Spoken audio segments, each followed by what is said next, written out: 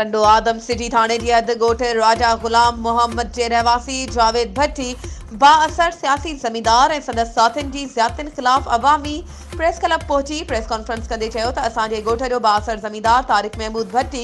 बहादुर combo Waseem Ahmad हाजी बुरड़ो राणो काथियार कादू मरी ऐं कुझु नामालूम हथियारबंदनि मुंहिंजी 2021 में ख़रीद कयल 4 एकड़ 28 घंटा ज़रई ज़मीन ते कब्ज़ो करे छॾियो आहे।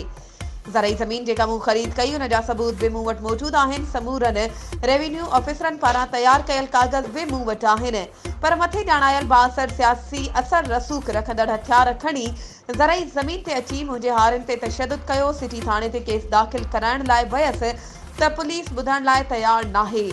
हुन वधीक चयो त मूंखे मुंहिंजे ख़ानदान जे कंहिं बि भाती खे को बि जानी या माली नुक़सानु पहुतो त हुन जा ज़िम्मेवार मथे ॼाणायल बाअसर सियासी शख़्स हूंदा। हुन आईजी सिंध, डीआईजी शहीद बनज़ीराबाद, एसएसपी सागड़, डीएसपी टंडो आदम, एसएचओ सिटी टंडो आदम ऐं ॿियनि आला अख्तियारनि खां मुतालबो कयो आहे त बाअसर सियासी असर रसूख़ रखंदड़